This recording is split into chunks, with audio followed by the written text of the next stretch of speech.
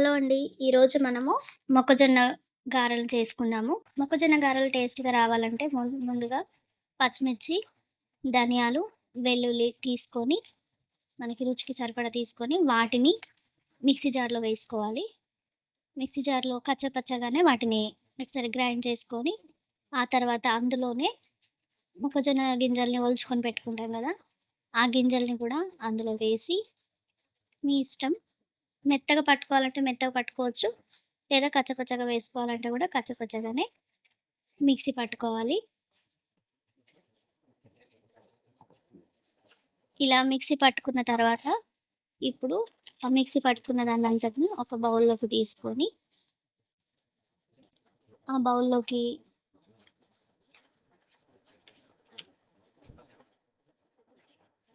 మనం మొక్కజొన్నలు ఇవన్నీ కూడా మిక్సీ పట్టి పెట్టుకున్నాం గదా!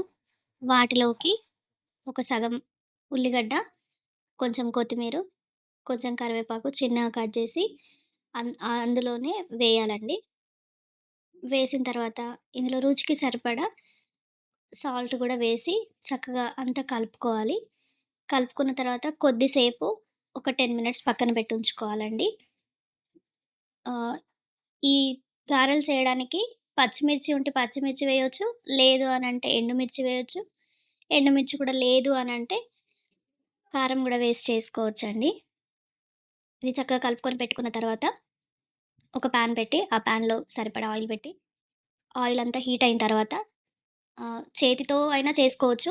లేదు చేతితోటి రాదు అని అనుకున్న వారెవరైనా ఉంటే, ఒక కాటన్ క్లాత్ తీసుకొని చిన్నగా మనకి ఏ సైజ్ కావాలో ఆ సైజు చిన్నగా గారెల్లాగా చేసుకోవాలి.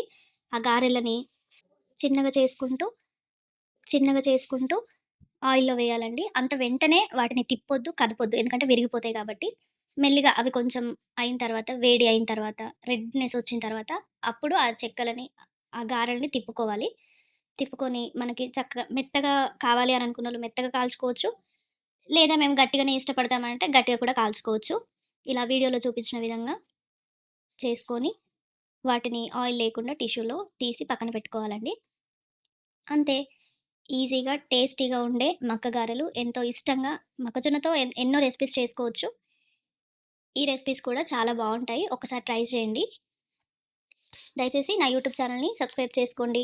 లైక్ చేయండి, షేర్ చేయండి, కామెంట్ పెట్టండి. మీలో ఎంతమంది ఈ గారెల్ని ఇష్టంగా తింటారు? ఎంతమంది లైక్ చేయండి, షేర్ చేయండి, కామెంట్ పెట్టండి. మీలో ఎంతమంది ఈ గారెల్ని ఇష్టంగా తింటారు? ఎంతమంది చేశారో కూడా కామెంట్ చేయండి. Thank you.